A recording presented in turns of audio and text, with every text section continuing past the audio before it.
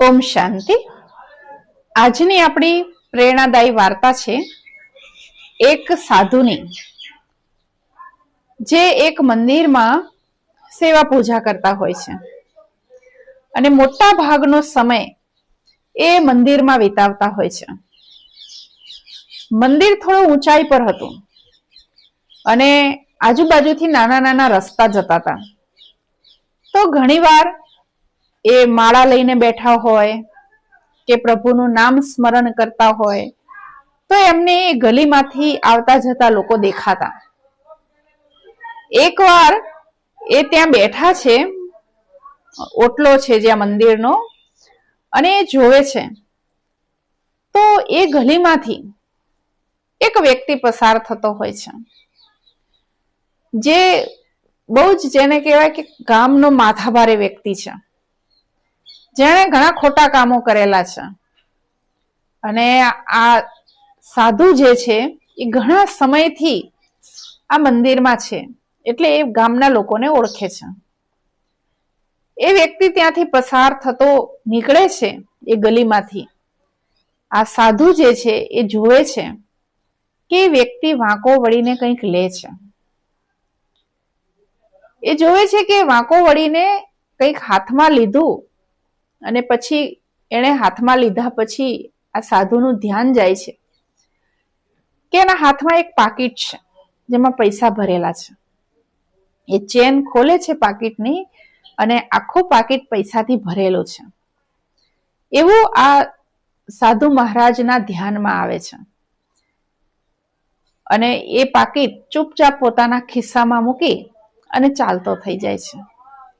આવું આ સાધુ મહારાજ જ્યારે જોવે છે, ચૂપચાપ જોઈ રહે છે.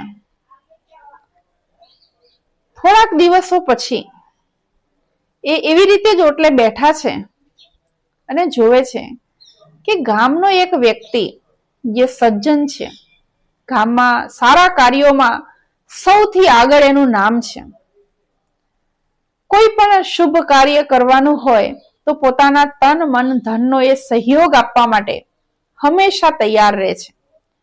એવો એક ધાર્મિક પ્રવૃત્તિ વાળો વ્યક્તિ છે અને એ ત્યાંથી પસાર થતો હોય છે અને રોજની જેમ આ ઓટલા પર બેઠેલા સાધુ મહારાજનું ધ્યાન એની તરફ પણ જાય છે કે એ એકદમ ચીસ પાડી અને બેસી જાય છે. એ જે રસ્તો હતો, માટીનો રસ્તો, એ રસ્તા પરથી પસાર થતા થતા એને પગમાં કાંટો વાગ્યો છે. બહુ મોટી સૂળ, 52ની સૂળ વાગી છે એને, અને એકદમ એનાથી ચીસ પડાઈ જાય છે. અને જ્યારે આવું દ્રશ્ય પેલા સાધુ મહારાજ જોવે છે તો એમને એમ થાય છે કે થોડાક દિવસ પહેલા જ આ રસ્તેથી એક બહુ જ માથા ભારે વ્યક્તિ નીકળ્યો હતો અને એને અહીંયાથી એક પાકીટ મળ્યું હતું, અને એ પણ પૈસાથી ભરેલું. કારણ કે એને ચેન ખોલીને જોયું તો આ ઊંચા ઓટલા પર બેઠેલા હતા સાધુ મહારાજ, એટલે એમને દેખાતું હતું. તો એમણે જોયું કે આખું પૈસાથી ભરેલું પાકીટ એવા વ્યક્તિને મળ્યું કે જે સારા કાર્યમાં વાપરવાનો જ નથી. કારણ કે સાધુ મહારાજ એને ઓળખતા હતા કે વ્યસન કરતો હતો, ખરાબ રસ્તે ચાલતો હતો, એટલે એના પૈસા પણ એવા રસ્તે જ જવાના છે. પણ આ વ્યક્તિ જે છે એ બહુ સજ્જન હતો. જો આ વ્યક્તિને પાકીટ મળી ગયું હોત તો એના પૈસા બહુ સારા કાર્યમાં વપરાત, પુણ્ય કાર્યમાં જાત. અને એક જ રસ્તો છે, થોડાક દિવસ પહેલા જ પેલા વ્યક્તિને પાકીટ મળ્યું અને આ વ્યક્તિને સૂળ વાગી, કાંટો વાગ્યો. સાધુ મહારાજને કઈ સમજણ નથી પડતી. એ જ્યારે મંદિરમાં પૂજા કરવા બેસે છે, પૂજામાં એમનું ધ્યાન નથી લાગતું. મનમાં ચિંતન ચાલ્યા કરે છે કે હે પ્રભુ, આવો તારો કેવો ન્યાય કે એક સજ્જન વ્યક્તિને કાંટો વાગે અને એક દુર્જન વ્યક્તિને જે ન મળવાનું હોય એ મળે, પ્રાપ્તિ થાય. આવું કેવી રીતે બની શકે? આવું ચિંતન કરવામાં એમનું પ્રભુમાં પણ ધ્યાન નથી લાગતું. એ વિચારા કરે છે કે આવું કેમ થયું, આવું કેમ થયું. અને આવી રીતે થોડાક દિવસો પસાર થાય છે. જ્યારે પૂજા કરવા બેસે ત્યારે એમને આ જ પ્રશ્ન થાય મનમાં કે હે પ્રભુ, આવું કેમ? દુનિયામાં તારો આવો ન્યાય કેવો કે સજ્જન વ્યક્તિઓ દુખી છે અને દુર્જનો ખુશ થાય છે. એકવાર પ્રભુને પણ થયું કે આ સાધુ મહારાજનું ધ્યાન સતત એ પરિસ્થિતિમાં જ રહે છે, એટલે મારે એમને જવાબ આપવો પડશે.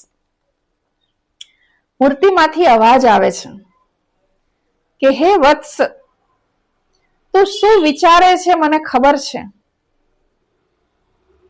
સાધુ મહારાજ તો એકદમ ખુશ થઈ અને પ્રભુની સામે જોઈ અને કહે છે, હે પ્રભુ, તમે જાણો છો તો તમે મને એનો જવાબ આપો.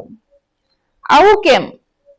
પેલું દુર્જન વ્યક્તિ છે એને ત્યાં આગળથી પાકીટ મળ્યું જે નહોતું મળવું જોઈતું. જો એ પાકીટ એને મળવાના બદલે પેલા સજ્જન વ્યક્તિને મળ્યું હોત તો એ શ્રેષ્ઠ કાર્યોમાં લગાવત, સારા કાર્યોમાં લગાવત. અને પેલા વ્યક્તિને જેને ખરેખર પાકીટ મળવાની જગ્યાએ કાંટો વાગ્યો, અને પેલો જે કાંટો વાગે એવો વ્યક્તિ હતો એ વ્યક્તિને પાકીટ મળ્યું. આવું કેવી રીતે બન્યું? તો ભગવાન કહે છે કે તું એમના આગલા જન્મોના કર્મોને નથી જાણતો, એટલા માટે તને દુઃખ થાય છે.